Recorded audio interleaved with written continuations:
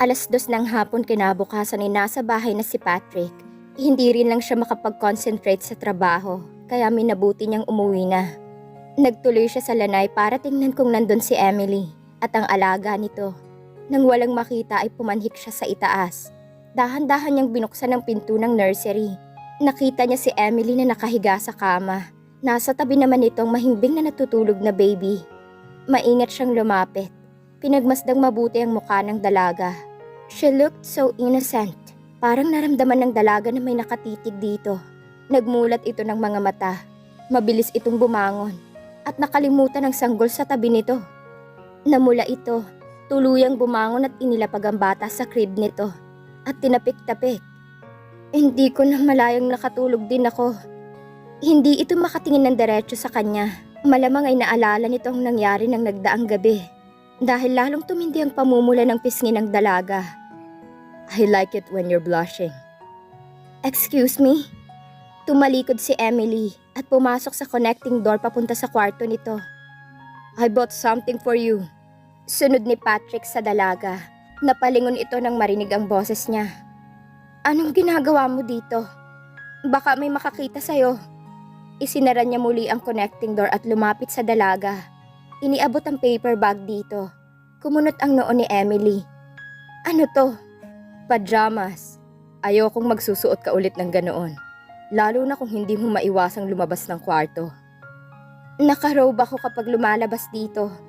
I can easily remove that robe, remember? She blushed again. Please, lumabas ka na. Pero humakbang pa siya palapit dito. Umatras naman ang dalaga. Hindi mo kailangang matakot sa akin, Emily. I don't force myself to a woman. You should know that by now.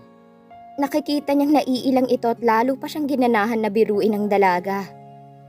Oh, natatakot ka na. Baka bumigay ka na sa susunod. Humakbang si Emily papasok ng banyo para iwasan siya. Pero nahawakan niya ito sa braso. Huwag kang magmadali, babe. Ayaw mo bang sukatin ang mga pinamili ko?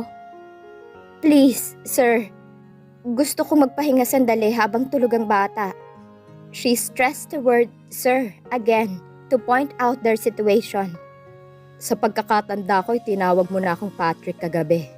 Do I have to kiss you again para maalala mo?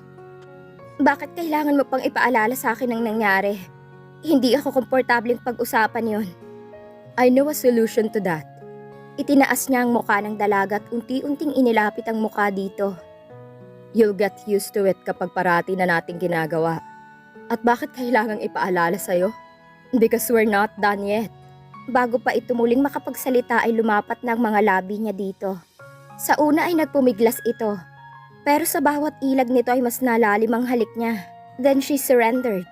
Napakapit si Emily sa mga braso niya habang siguro ay kumuha ng lakas. His kisses became gentle. Ninanam naman bawat sandali. Tapos ay pinakawalan niya ito at huminga ng malalim. Get some more sleep. Binitawan niya ang dalaga at lumabas na ng connecting door. Mula noon ay hindi na makatingin ng diretso si Emily sa kanya.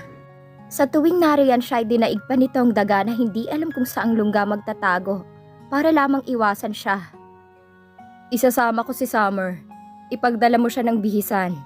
Walang gatol na wika ni Patrick. San kayo pupunta? Saan niyo dadalhin si Summer? Alam ba ni Ma'am Joanne? Alanganing tanong ni Emily. Maaga pa lang kasi umalis na ng mansyon si Joanne. Naka-sports attire ito. Malamang ay maglalaro ng tennis or something. Mas nauna pa itong umalis sa asawa nito na papuntang opisina. Nagtataka siya kung bakit si Patrick ay naririto pa. Araw ng Huwebes ngayon. Dapat ay kasama ito ng ama sa opisina. Tumaas ang mga kilay ng binata. Are you questioning me about my sister? Hindi naman po. Nagtatanong lang. Baka kasi tumawag si ma'am. Anong isasagot ko kung sakali? Let her talk to me. Kumunot ang noo niya. Paano? Bilis na. Mataas na ang sikat ng araw. Isasama ko ang kapatid ko sa park. Diyan lang sa malapit. Para naman makakita ng ibang tao ang bata.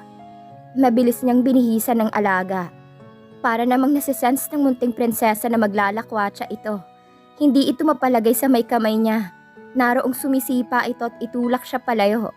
Parang nagmamadali na itong lumakad at tumakbo mag-isa. Oo na, saglit lang. Kung makademand ka, para kang kuya mo eh. Huwag mo lang mamanahin ng mga kalokohan nun ha. Paglaki mo, pangaralan mo siya. Sabihin mo huwag siyang pasaway. Ano bang tinuturo mo sa kapatid ko? Gumagapang pa lang yan ay tinuturuan mo ng sumagot at maging pasaway na kagaya mo? Napatuwid siya ng tayo. Nililibang ko lang po si Summer. Aligaga na masyado eh. E paano kasi ang bagal mo? Kinuha nitong bata mula sa kanya. Tuwang-tuwa namang kumapit si Summer sa binata. Napailing si Patrick habang pinagmamasdan ng attire ng bata. Exactly what I imagined of you.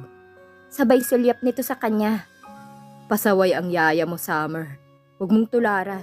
Kung may sasabihin ka, sabihin mo ng harapan. Tingnan mo, ikaw ang nagtuturo sa bata. Si Tanya dito.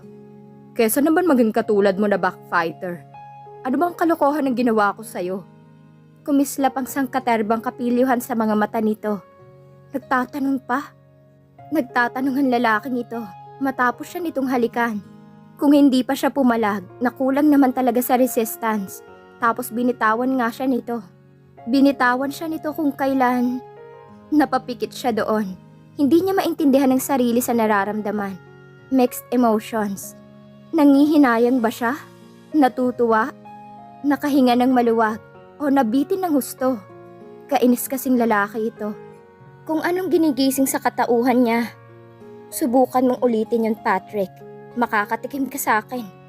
Wika niya sa sarili. Nang makasakay na ang magkapatid sa van, iniabot niya ang baby bag ng bata sa lalaki. Ano pang hinihintay mo? Sakay na. Ha? Pati ako? My God, Emily. Nakakapurol ba ng utak ang mga halik ko? Paanong hindi magmamalfunction ang utak ko? Umagat gabi ikaw na lang ang laman nito. Siyempre kasama ka. Paano ako makakapag-drive ng maayos kung karga ko ang kapatid ko? Di mo naman sinabi kasi. Kung nasa ng alaga, nandun ang yaya. Dapat ko bang ilahad ang job description mo? Mabilis siyang sumakay sa likod ng sasakyan. Gagawin mo pa ako driver ngayon. May iritasyon na sa tinig nito. Bakit ba takot na takot kang mapalapat sa akin? Hindi kita pipilitin, Emily. Tatandaan mo yan. Lumipat siya sa upuan sa harap. Go to your nanny, Summer, and please, wake her up. Para itong nakikipag-usap sa grade 1 student. Nag-respond naman ang hagikik ang bata. Bago nito iyon ipinasa sa kanya. Pagdating nila sa isang mini park ay ipinarada ni Patrick ang sasakyan sa ilalim ng malaking punong kahoy. Lumabas ito bitbit ang isang blanket. Inilatag nito iyon sa malilim na bahagi ng damuhan. Pinanood niya ang mga batang nagtatakbuhan sa paligid. Ang mga grupo at pamilyang nagpipiknik sa di kalayuan.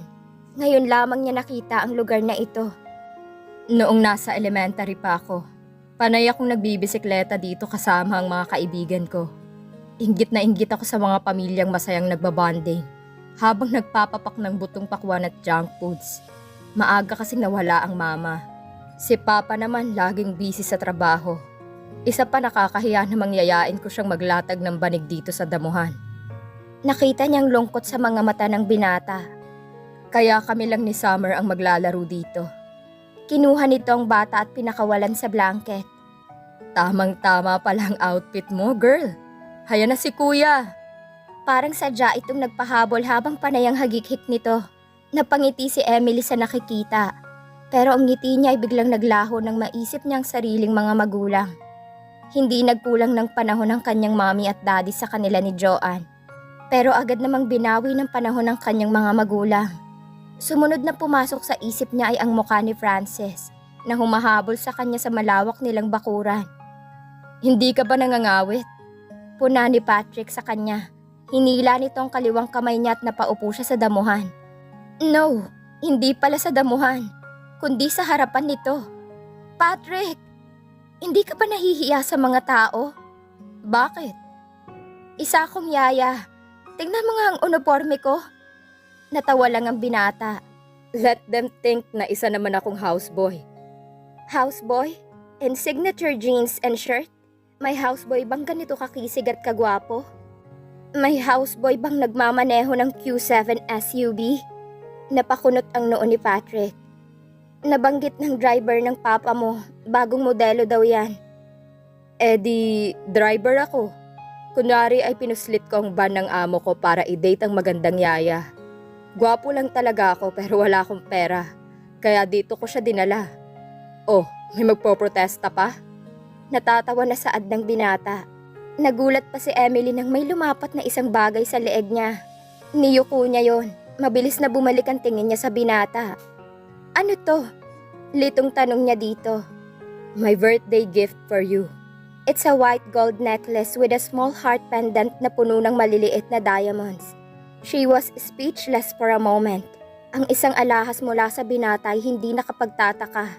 Pero ang bigyan siya nito ngayon sa mahalagang okasyon ng buhay niya ay hindi niya inaasahan. Paano mo nalaman? Nagtatakang tanong niya dito. Narinig ko lang kay Clara. Minsan ay may advantage din ang pagiging madaldal niya. Hindi mo kailangang gawin ito. Akmang tatanggalin niya ang kwintas pero pinigilan ni Patrick ang mga kamay niya. It's just a gift for a special occasion, Emily. What is so unusual about that? Siguro naman ay hindi itong unang pagkakataon na nakatanggap ka ng regalo. Pero hindi isang mamahaling alahas. So what would you rather have? Boxes of chocolates? Mamaya bibili tayo pagkatapos nating mag-lunch. So, ginamit mo lang si Summer? Alam kong hindi ka sasama ulit sa akin kahit pilitin kita. Kawawang bata. Enjoy na enjoy siya. Look at her. Parang bulate na ngayon lang nakakita ng lupa. Okay, pakitanggal na po ang kwintas. Keep it. I want you to wear it wherever you go. Muli sana siyang magpoprotesta, pero nasarhan na ng binata ang bibig niya. You talk too much, babe. Now I know that only my kisses can stop you. Alam mong hindi ko kayang ibigay ang kapalit nito. Hindi mo ba nagustuhan? Gusto. It's wonderful. Kaya lang... No more buts. Ang importante ay nagustuhan mo. At wala akong hinihinging kapalit. She got misty-eyed. Thank you. Ito nang pinakamagandang regalong natanggap ko. Patrick kissed her forehead. Napaangat ang binti nito nang maramdaman ang pagngat-ngat ni Summer sa makapal na pantalon nito. Summer, lumalaban ka na. Sinisira mong diskarte ni Kuya. Natatawa na wika ng binata. Nang nasa restaurant na sila at dumating na ang mga in-order ng binata, ay inilabas niya ang baon ng pamangkin. Ano yan? Nagtatakang tanong ni Patrick. Ipinaglaga ko siya ng patatas at kalabasa. Nagsasawa na kasi siya sa instant baby foods. Ang tiyaga mo rin ano? Binitbit mo pa talaga yan? Nakakatuwa kasing pakainin si Summer. Ang ganang kumain. Sa kanya pinainom ng tubig ang bata sa covered cup nito. See?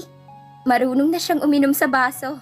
Natutuwang sabi niya at napahalakhak ng abutin ng bata ang Tupperware. Takaw mo, mana ka sa Kuya Patrick mo. Humagikhik ang bata na parang naiintindihan ang sinasabi niya. Nang mapasulyap siya sa binata ay nakita niyang aliw na aliw itong nanonood sa kanila. Oh, heto namang soup na in-order ni Kuya. Pinahigop niya ito ng chicken soup. Pabalik na sila sa mansyon nang marinig nila ang malakas at mahabang pagpart ng bata. My God! Bulalas ni Patrick. Is that you? Tanong nito sa kanya. Hindi ah. Then who? Ikaw, Summer? Ladies do not part. Sinong may sabi? Protesta niya. Okay, you do. Lingon nito sa kanya. Hindi na ako magtataka kung bakit ganyan ang ugali ng alaga mo. His eyes twinkle in amusement. Kinagabihan ay hindi mapakali si Emily. 2 beses nang dumumi ang pamangkin at watery iyon. Hindi rin ito tumitigil sa pag-iyak.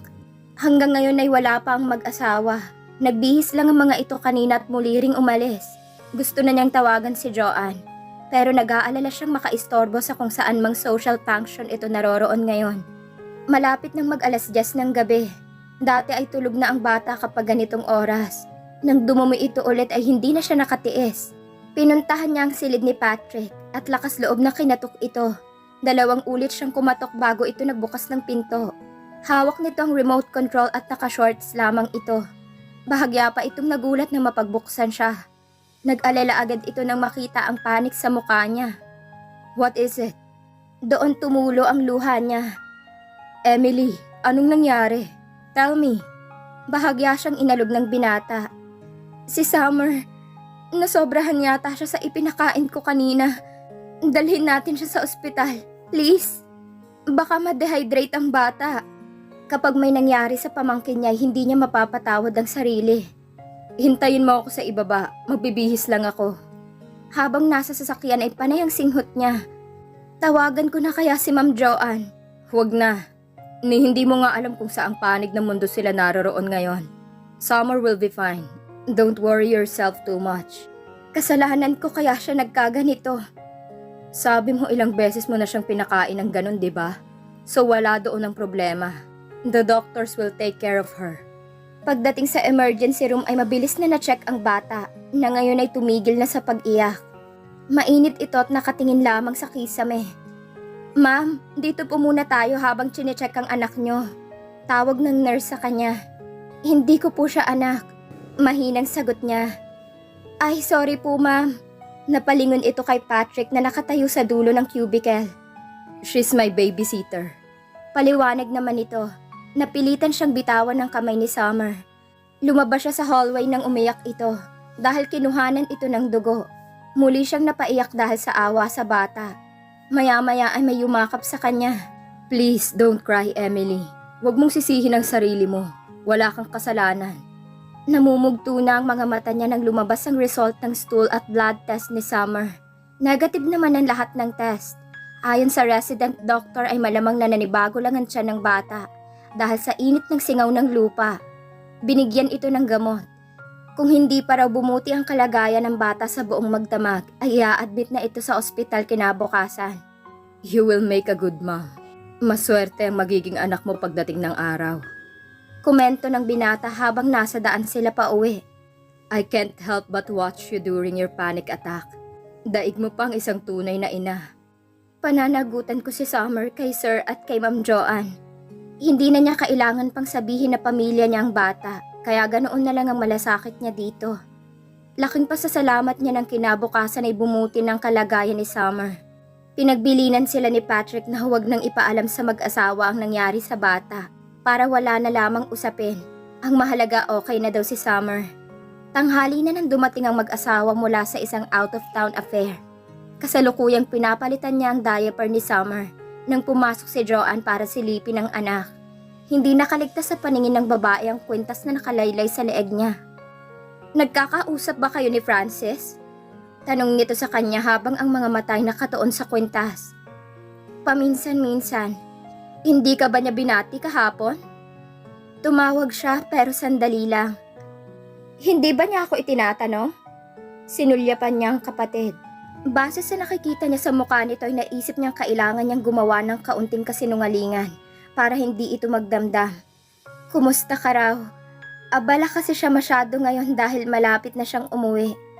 Nasabi nga ni Nanay Minda noong tumawag ako doon minsan. Ang tinutukoy nito ay ang mayordoma nila sa probinsya. Kailan ang dating niya? Wala pa siyang nababanggit na date. Did he give you that necklace? Nag-isip siya ng isasagot.